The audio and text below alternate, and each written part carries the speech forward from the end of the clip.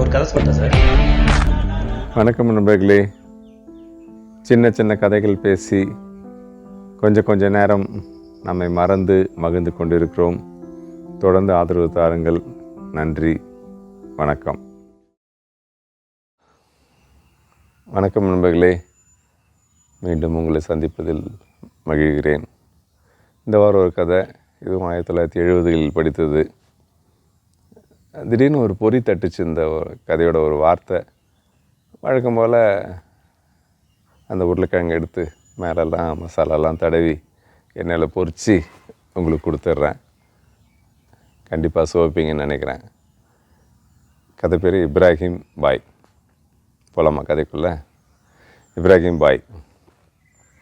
இப்ராஹிம் அந்த ஊருக்கு எப்படி வந்தான்னு தெரியாது. அப்பா அம்மா யார் தெரியாது. அவங்க உயிரோடு இருக்காங்களா தெரியாது. கூட பிறந்தவங்க யார் தெரியாது. சொந்த ஊர் தெரியாது. அவனுக்கு தெரிஞ்ச எல்லாமே அவன் பேர் இப்ராஹிம். இப்ராஹிம் பிறவிலேயே 2 கண்ணிலையும் பார்வையில்லாதவர். அதனால் கொண்டாந்து விட்டுட்டாங்களான்னு தெரியல. ஒரு பள்ளி வாசலுடைய வெளியே ஒரு நாள் காலையில் தூங்கி எழுந்துக்கிறான். எழுந்து உட்காந்து அழுகுறான், யாரும் இல்லையேன்ட்டு. ரொம்ப சின்ன வயசு. அப்போ அந்த மசூதி ஊழியங்க 2 பேர் வெளியே யார் பையன் அழுகுறான்னு பார்க்குறாங்க. அவனை கூட்டிகிட்டு போயிட்டு அவனுக்கு சாப்பிட வைக்கிறாங்க. அங்கேயே குளிக்க வைக்கிறாங்க. பேர் என்னன்னு கேட்குறாங்க. ஓ, இப்ராஹிம். சரி, கொஞ்ச நாள் அங்கே இருக்க வச்சாங்க. அதனால் எவ்வளோ நாள் அவனை மசூதியில் வச்சுக்க முடியும்? அப்புறமா எங்கே கொண்டு போய் அவனை விடலாம் அப்படின்னு யோசித்தாங்க. அந்த ஊரில் ஒரு நல்ல ஒரு இஸ்லாமிய குடும்பம் இருந்துச்சு. அவங்க பையன் மொய்தீன், ஏற்கனவே அவனுக்கு இதே வயசு தான். அங்கே கொண்டு போயிட்டு அவங்க விடலான்னு ஒரு நாள் மாலையில் கூப்பிட்டு போகிறாங்க. அந்த நேரம் அவங்க இல்லை.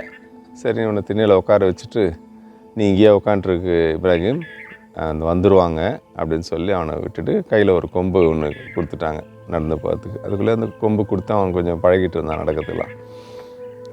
வச்சுட்டு உட்காந்துருந்தான். பசி மயக்கம், படுத்து தூங்கிட்டான். மொய்தீனும் அவங்க அப்பா அம்மா 3 பேர் தான் அவங்க வீட்டில். அவங்க வர்றதுக்கு அன்றைக்கி இரவு ரொம்ப நேரம் ஆயிடுச்சு. வந்தாங்க, யாரோ படுத்துன்னு இருக்காங்க. அப்போல்லாம் வாசலில் திண்ணை இருக்கும். உள்ளே இருக்கிற மனுஷருங்களுக்குள்ள நல்ல எண்ணெய் இருக்கும். இன்றைக்கி தான் 2மே இல்லாமல் போயிடுச்சே. அந்த திண்ணையில் இந்த பையன் படுத்துன்னு இருக்கான். இவங்க உள்ளே போயிட்டாங்க, கதவை திறந்து. சரி, யாரோ படுத்துன்னு இருக்காங்கன்ட்டு அவங்க போய் எல்லோரும் படுத்துட்டாங்க. அங்கே ஏதோ ஒரு விருந்துக்கு போய் அதனால் எல்லாம் சாப்பிட்டுருந்தாங்க, படுத்து தூங்கிட்டாங்க. ஆனால் வெளியே அந்த பையன் பசியில் அணத்துற சத்தம் அந்த தாய் உள்ளத்தை கேட்டுச்சு. இஸ்லாமியர்களுக்கே அந்த இறக்க குணம் அதிகம். அந்த அம்மா அந்த சத்தத்தை கேட்டு, அந்த அழுகையை கேட்டு அப்படியே வெளியே காத்து பார்க்குறாங்க. அந்த பையன் படுத்துன்னு அணத்தின்னு இருக்கான். இவங்க போய் அவனை அப்படியே எழுப்புறாங்க. தம்பி, என்னப்பா அப்படின்றாங்க. அம்மா பசிக்குதுன்றான். அந்த அம்மா அழுதுடுறாங்க. அவனை அப்படியே உள்ளே கூப்பிட்டு போயிட்டு அவனுக்கு சாப்பாடு கொடுக்குறாங்க. சாப்பிட்டு முடிச்சு அவனை கூப்பிட்டு போய் கை கழுவி வைக்கிறாங்க. அவனுக்கு தெரிஞ்சிச்சு அவங்களுக்கு, ஐயோ அந்த பையனுக்கு பார்வை இல்லைன்றது. அவன் எல்லாம் சாப்பிட்டு முடிச்சுட்டு கை கழுவினோன்னா குச்சி எடுத்துன்னு வெளியே போகிறான். எங்கே தம்பி போகிறேன்றாங்க. நான் வெளியே திண்ணையில் படுத்துக்கிறேம்மா அப்படிங்கிறான். வேண்டாம்னா இங்கேயே படுன்னு அவனுக்கு ஒரு பாய் தலைகான போர்வை கொடுத்துட்டாங்க. அவன் போய் படுத்துட்டான். காலையில் எழுந்து உட்காடுறான். மொய்தீனும் தூங்கி எழுந்துக்கிறான். அம்மா, யார்மா இது அப்படின்றான். அப்போ தான் அம்மாவுக்கு நினைவே வருது, நம்ம பேரே இவனை கேட்கலன்ட்டு. தம்பி, உங்கள் பேர் என்னன்றாங்க. இப்ராஹிம் அப்படின்றான். ஓ சரி, இவனும் ஒரு முஸ்லீம், இங்கேயே இருக்கட்டும் அப்படின்னு அவங்க அப்பாவை கேட்குறாங்க. இருக்கட்டுமே அப்படின்ட்டாங்க. நமக்கும் ஒரு பையன் தானே, கூட இவனும் வளரட்டுமே அப்படின்ட்டாங்க. அது இன்னும் மொய்தீனுக்கு அவனை பார்த்தோன்னே அவ்வளோ பிடிச்சிச்சு. போய் அவன் பக்கத்தில் உட்காந்து அவனை இறுக்கி அணைச்சின்னு சகோதரா அப்படிங்கிறான். 2 பேரும் காலையில் குளிச்சு ரெடி ஆனாங்க. அவனோட மொய்தீனுடைய ட்ரெஸ்ஸை ஒன்று கொடுத்து இப்ராஹிம் போட்டுக்க வச்சாங்க. ஏற்கனவே 2 பேரும் ஒரே வயசு, ஒரே உயரத்தில் இருந்தாங்க. மொய்தீனோட துணிங்க அவனுக்கு சரியாக இருந்துச்சு. காலையில் மொய்தீன் பள்ளி கிளம்போது இப்ராஹிமை கூட்டின்னு கிளம்பிட்டான். கூப்பிட்டு போயிட்டு பள்ளியில் அவன் பக்கத்தில் உட்கார வச்சுக்கினான். ஆசிரியர் வராரு. வந்துட்டு பார்க்குறாரு. மொய்தீன், யார் இது அப்படிங்கிறார். ஆமாம் சார், இது இப்ராஹிம். நேற்று ராத்திரி எங்கள் வீட்டு வாசலில் இருந்தான். நான் கூப்பிட்டு வந்துட்டேன் அப்படின்னா. ஆசிரியர்கள் அன்றும் இன்றும் என்றுமே அன்பானவர்கள் இல்லையா? இந்த அவங்க பரவாயில்ல இருக்கட்டும்ட்டாங்க. மொய்தீனுக்கு இப்ராஹிமை எவ்வளோ விருப்பமாக இருந்துச்சு, அதே அளவு அந்த வகுப்பு தோழர்கள்லாம் பிரியமாயிட்டாங்க. காரணம் இப்ராஹிமுடைய நினைவாற்றல். தமிழாகட்டும், ஆங்கிலம், கணிதம், அறிவியல், வரலாறு, புவியியல், எந்த ஒரு பாடம் எடுத்தாலும் இப்ராஹிமுக்கு ஒரு தடவை காதில் கேட்டால் போதும், அப்படியே மனசில் பதிஞ்சிரும். நல்ல நினைவாற்றல், நல்ல கேட்கும் திறன். எப்பவுமே அப்படி தானே? ஒரு கதவு திறந்தா மூடினா கடவுள் இன்னொரு கதவை திறந்து வச்சுருவார் இல்லையா? அதனால் இப்ராஹிமுக்கு அந்த கதவுங்க திறந்து இருக்குது. நல்ல நினைவாற்றல். எல்லா பாடமும் நடத்தி முடித்த உடனே ஏதாவது ஒரு கேள்வி கேட்டால் முதலாளாக இப்ராஹிம் தான் கை தூக்குவான். வகுப்பு தோழர்களாகட்டும், பள்ளியில் இருந்து எல்லாருமே ஏதாவது ஒரு சந்தேகம்னா இப்ராஹிமை கேட்குற அளவுக்கு இப்ராஹிம் நல்ல ஒரு படிப்பில் சுட்டியாக இருந்தான். ஆனால் என்னென்னா தேர்வு எழுத முடியல. இப்போ மாதிரி அந்த காலத்துலலாம் ஒருத்தர் சொல்லி எழுதுகிற அந்த பழக்கம்லாம் இல்லை. அதனால் இப்ராஹிமுக்கு தேர்வு எழுதுறதுக்கு வாய்ப்பு இல்லாமல் போயிடுச்சு. ஆனாலும் அடுத்த வகுப்புக்கு அவனை கடத்திடுவாங்க. மொய்தீன் கூட அவனும் அடுத்தடுத்த வகுப்புக்கு போயிடுவான். அப்படியே போனால் 11ஆம் வகுப்பு வந்தான். பள்ளி இறுதியில் அந்த பள்ளி இறுதி தேர்வு பொதுத் தேர்வு இல்லையா? அந்த பொதுத் தேர்வு எழுதுறதுக்கு வாய்ப்பு இல்லாமல் போயிடுச்சு. அதனால் இப்ராஹிம் போல பள்ளி இறுதி தேர்வில் மொய்தீன் எழுதி பாஸ் பண்ணிவிட்டு அதுக்கப்புறம் கல்லூரிக்கு போனான். கல்லூரியை முடிச்சுட்டு ஆசிரியர் பயிற்சி எடுத்துகிட்டு அந்த பள்ளியிலே அவன் ஆசிரியர் ஆகிட்டான். இப்ராஹிம் வீட்டில் இருந்தான். மொய்தீன் அவங்க அப்பா பார்த்தாரு. மொய்தீனோட அப்பா அந்த ஊரில் இருக்கிற பெரிய துணிக்கடை, ராவுத்தர் துணிக்கடையில் வேலை செஞ்சார். இவனையும் கூப்பிட்டு போக ஆரம்பித்தார். ராவுத்தர் அண்ணா கேட்டார், பை யார் இது அப்படின்னார். இந்த பையன் எங்கள் வீட்டில் தான் வளர்றான், மொய்தீன் கூட தான் பள்ளிக்கு போய் வந்துருந்தான். இப்போ பள்ளி இறுதி முடிஞ்சிடுச்சு, சரி வீட்டில் சும்மா இருக்கான்னு நான் கூட்டின்னு வந்துட்டேன் அப்படின்னா. ராவுத்தர் அண்ணாவும் ரொம்ப நல்லவர். சரி இருக்கட்டும்ட்டார். ஓரமாக உட்காந்துக்குவான் இப்ராஹிம். அவன் அப்படியே போகிறது வர்றது அங்கே இருக்கிறது எல்லாம் பார்த்துக்குவான். ஆனால் அவனால் துணிங்கெல்லாம் எடுத்து போட முடியாது. அவனுக்கு தொட்டு பார்த்தா அது எது வேட்டி, எது புடவை, எது சட்டை துணி, எது துண்டு எல்லாம் தெரியும். ஆனால் நிறங்க தெரியாது. தொட்டு பார்த்தா எந்த நிறமும் தெரியாது இல்லையா? அதனால் அவனால் அந்த வேலை எதுவும் செய்ய முடியாது. அமைதியாக உட்காந்துருப்பான். ஆனால் இப்ராஹிம் உட்காந்து கவனிக்கும்போது அந்த காலத்தில் இந்த கால்குலேட்டர்லாம் கிடையாது. நிறைய துணி எடுத்தாங்கன்னா ஒரு அட்டையில் இல்லை அந்த சிட்டா நோட்டு வச்சுருப்பாங்க, அதில் எழுதிக்குவாங்க. எழுதிட்டு எல்லாத்தையும் பெருக்குவாங்க. துண்டு 4 50 ரூபா, வேட்டி 5 200 ரூபா, புடவை ஒரு 6 500 ரூபா, இப்படி எழுதி அது எல்லாத்தையும் பெருக்கி போட்டு எல்லாத்தையும் கூட்டுத்தொகை போடுவாங்க. இது ஒருத்தர் சொல்ல ஒருத்தர் எழுதுவார். அவங்க எழுதி முடிக்கும்போது இப்ராஹிம் என்னோட கூட்டுத்தொகை என்னன்னு சொல்லிவிடுவார். அவர் மனக்குள்ளேயே அவ்வளோ கணக்கு போட்டுருவார். முதல்ல அது சாதாரணமாக இருந்துச்சு. எல்லோரும் அதை சரியான உதர சரி பார்ப்பாங்க. ஆனால் அது சரியாக இருக்கும். நாளாக இப்ராஹிமோட இந்த நினைவாற்றல், கணக்கு போடும் திறன் எல்லாருக்கும் பிடிச்ச உடனே அன்னையிலேருந்து அந்த எழுதுறதோடு சரி இவர் சொல்கிற கூட்டுத்தொகையை எழுதிடுவாங்க. அது சரியாக இருக்கும். வாடிக்கையாளர்களுக்கு அதெல்லாம் ரொம்ப ஆச்சரியமாக இருக்கும். சில பேர் அதை சரி கூட பார்ப்பாங்க. எல்லாமே சரியாக இருக்கும். சொல்லப்போனால் அந்த கடைக்கு வரவங்களுக்கு அதுவே ஒரு பெரிய ஒரு கவரக்கூடிய ஒரு காரியமாக இருந்துச்சு. இப்படியா போயினே இருந்துச்சு. மொய்தீனுக்கு அந்த ஊர்லேயே ஒரு நல்ல பொண்ணாக பார்த்து நிக்கா பண்ணாங்க. பண்ண உடனே இப்போ இப்ராஹிமுக்கு அந்த வீட்டில் இருக்கிறது கொஞ்சம் தயக்கமாக இருந்துச்சு. இவ்வளோ காலத்துக்குள்ளே மொய்தீன் அவங்க அப்பாவுக்கு ஓய்வு தேவைப்படுச்சுன்னு கடையை விட்டு நின்றுட்டார். ஆனால் இப்ராஹிம் மட்டும் போய் நிற்பார். அப்புறம் ராவுத்தர் அண்ணாக்கிட்ட கேட்டார் இப்ராஹிம், அண்ணா இந்த மாதிரி இப்போ மொய்தீனுக்கு நிக்கா ஆயிடுச்சு, நாங்கள் இருந்தால் நல்லா இருக்காது, எனக்கு ஒரு வீடு கொடுத்தா நாங்கள் தங்கிக்குவேன் அப்படின்னா. ராவுத்தர் அண்ணா உடனே, மொய்தீன் அவங்க பக்கத்து வீடே நம்ம வீடு தானே, நீ அங்கே தங்கிக்கோ, நீ எனக்கு எதுவும் வாடகை எதுவும் தரவானா, அந்த வீட்டில் என்ன தங்கிக்கோ. நாங்கள் வீடு என்னென்னா ஒரு உள்ள நுழைஞ்ச உடனே ஒரு அறை, அதுக்கப்புறம் ஒரு சமையலறை, ஒரு குளியலறை, ஒரு கழிவறை, அவ்வளோதான் போதும். இவர் தனியால் தானே, இவர் போகிறேன் அந்த வீட்டுக்குன்னு சொன்ன உடனே மொய்தீன் அவங்க அப்பா அம்மா மொய்தீன் எல்லாருமே கிடையாது, நீ இங்கே தான் இருக்கணும் இங்கே தான் இருக்கணும்னு அவரை வற்புறுத்த ஆரம்பித்தாங்க. மொய்தீனோட மனைவி அந்த வீட்டுக்கு ஏற்ற ஒரு பெண், ஜாடிக்கு ஏற்ற மூடினுவாங்களே அந்த மாதிரி அவ்வளோ நல்ல ஒரு பெண், நல்ல இருக்கக்கூடவன். வந்ததுலேருந்தே அவளை வந்து இப்ராஹிமை அண்ணா அண்ணான்னு கூப்பிட ஆரம்பிச்சிட்டா. எல்லாருமே போகக்கூடாதுனாங்க. அவன் சொன்னார் இப்ராஹிம், நான் எங்கே போயிட போகிறேன், பக்கத்து வீட்டில் தானே நான் இருக்கிறேன், எனக்கு எல்லாமே சாப்பாடுலேருந்து எல்லாமே நீங்கள் தான், எனக்கு ராத்திரி படுக்கிறதுக்கு ஒரு இடம் அவ்வளோதான், அதனால் நான் அங்கே இருக்கிறேன், அதுதான் நல்லது அப்படின்னோடனே சரின்ட்டாங்க. அந்த வீட்டில் போய் அங்கே தங்க ஆரம்பித்தார். இப்ராஹிமுக்கு என்ன ஒரு பழக்கம்னா, காலையில் 4 மணிக்கு எழுந்துருவார். எழுந்து எல்லாம் குளித்து ரெடி ஆகிடுவார். அந்த 4:45 5 மணிக்கு முதல்ல வாங்கு வரும்போது தொழுகைக்கு உட்காந்துருவார். ஃபுல்லாக தொழுகையை முடிச்சுட்டு அதுக்கப்புறம் குல்லா நெய்ய ஆரம்பிச்சிடுவார். அந்த வேலையை கற்றுக்கினார் இப்ராஹிம். அதுக்கான நூல், அதுக்கான அந்த ஊசி எல்லாத்தையும் வாங்கி வச்சுன்னு குல்லா நெய்வார். எல்லா விதமான அளவுகளையும் செய்வார். ரொம்ப அது சிறப்பாக இருக்கும் அவர் செய்கிறது. இங்கே ராவுத்தர் அண்ணா கடைக்கு வரவங்க அதை ஒரு கேட்டு வாங்கிட்டு போவாங்க. எப்போவுமே வர இஸ்லாமியர்களுக்கு அந்த தொப்பிங்க ரொம்ப பிடிக்கும். அந்த நூல் தொப்பி வெள்ளை கலராக இருக்கும், இஸ்லாமியர்கள் அணிஞ்சுன்னு இருப்பாங்க. அது பார்த்த உடனே வாங்கிட்டு போவாங்க. அந்த அளவுக்கு வந்துச்சு. அதுக்கான காசும் தனியாக கொடுத்துருவார் ராவுத்தர் அண்ணா இப்ராஹிமுக்கு.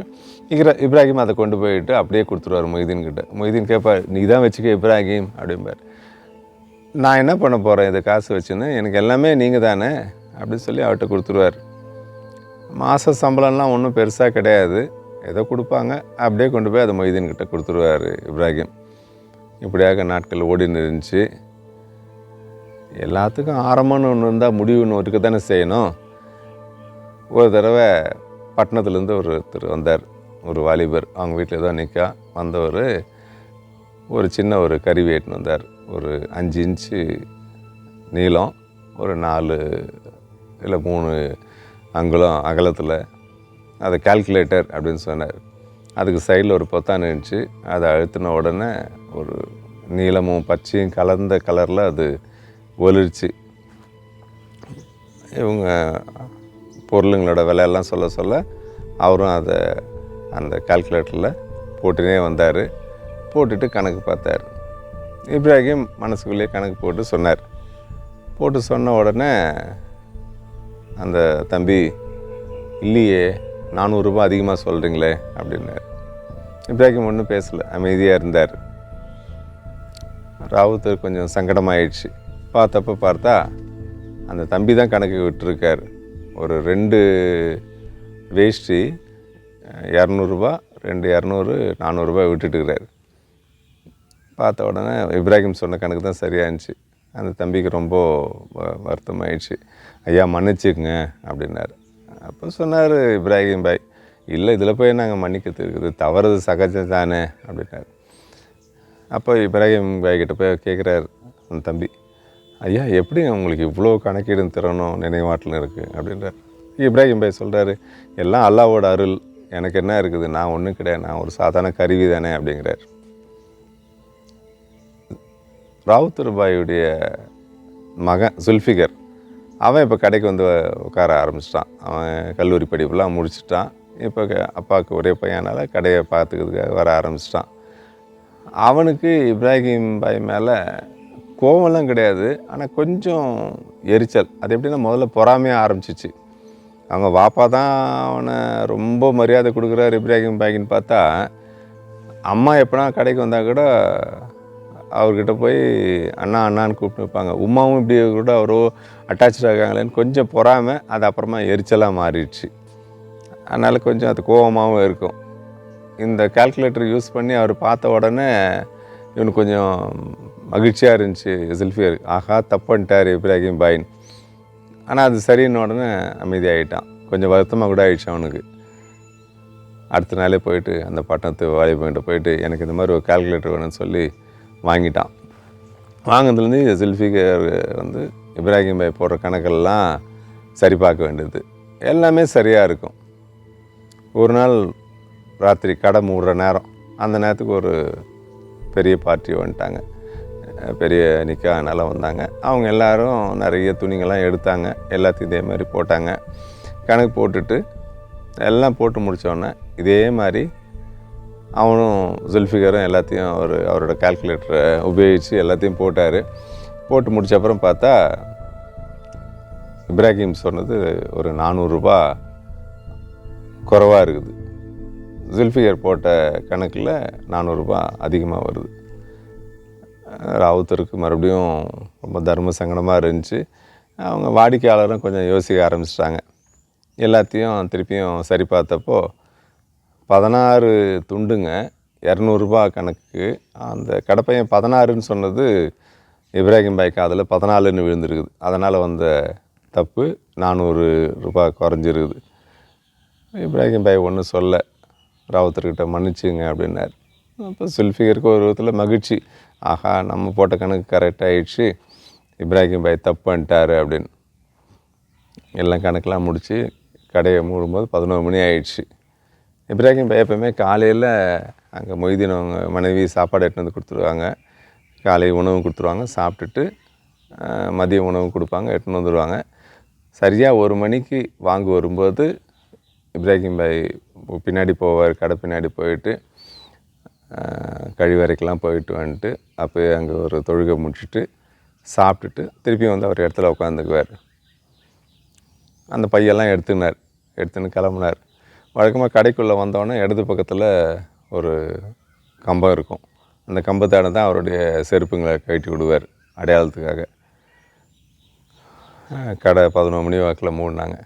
மூடும்போது வாசலில் நின்று வாசல்கிட்ட வந்துட்டு ராவுத்தர் அண்ணா அப்படின்னு கூப்பிட்டாரு இப்ராஹிம். சொல்லுங்கள் பாய் அப்படின்னார். நான் இன்னையோட கடையிலேருந்து விளைவிக்கிறேன் அப்படின்னார். ராவுத்தர் அண்ணா அப்படியே அதிர்ந்து போயிட்டார். பாய் என்ன சொல்கிறீங்க அப்படின்னார். இல்லை, நான் தப்புன்னு ஒன்று வந்துச்சு, இதுக்கு மேலே வந்து நான் இருந்தேன்னா எனக்கு அது மரியாதை இல்லை, அது வாடிக்கையாளர்களுக்கு சந்தேகம் வரும். இப்போ இவங்க போய் யாருக்குன்னா சொல்லுவாங்க, எப்படியும் ஜுல்ஃபிகர் தம்பி கடையை எடுக்க ஆரம்பிச்சிட்டாரு, அவருக்கு அந்த ஏதோ ஒரு புதுசாக ஏதோ ஒன்று வச்சுன்னு கையில் அழுத்தி கண்டுபிடிச்சி கரெக்டாக இருக்குது, இனிமேல் என்னோடய தேவை இந்த கடைக்கு படாது அப்படின்னாரு. கடையிலேருந்து எல்லாருமே அப்படியே ரொம்ப வருத்தப்பட்டாங்க. ஜுல்ஃபிகருக்கு என்ன நம்ம ஏதோ ஒன்று சொல்ல போய் ஏதோ ஒன்று ஆயிடுச்சே அப்படின்னு ரொம்ப முழிக்கிறார். ராவுத்தர்கிட்ட விடை பெற்றுன்னு கிளம்பும்போது இப்ராஹிம் சொன்னார், ராவுத்தரண்ணா எனக்கு ஒரு சின்ன உதவி சொல்லுங்க, நான் இருக்கிற வரைக்கும் அந்த வீட்டில் நான் தங்கிக்கிறேன் அப்படின்னார். ராவுத்தர் அவர் அப்படியே கட்டி பிடிச்சின்னு, இல்லை நீ இந்த வீட்டில் தான் இருக்கணும், உங்களுக்கு 100 வயசானாலும் நீங்கள் இந்த வீட்டில் தான் இருக்கணும், நீங்கள் செய்கிற குல்லாங்க எனக்கு மட்டும்தான் தரணும், வேறு யாருக்கும் தரக்கூடாது, நானே வாரத்துக்கு ஒரு தடவை வந்து உங்களை பார்த்துட்டு இந்த குல்லாங்கெல்லாம் வாங்கிட்டு போகிறேன் அப்படின்னு சொன்னார். இப்ராஹிம் வெளியே இறங்கி வந்தார், செருப்பை போட்டுன்னு நடந்து போகிறார். அந்த தெரு மறைகிற வரைக்கும் ராவுத்தர் அவரை பார்த்துனே இருந்தார். நன்றி அன்பர்களே, மீண்டும் சந்திப்போம். இறைவனிடம் கையேந்துங்கள், அவன் இல்லை என்று சொல்லுவதில்லை, பொறுமையுடன் கேட்டு பாருங்கள், அவன் பொக்கிஷத்தை மூடுவதில்லை.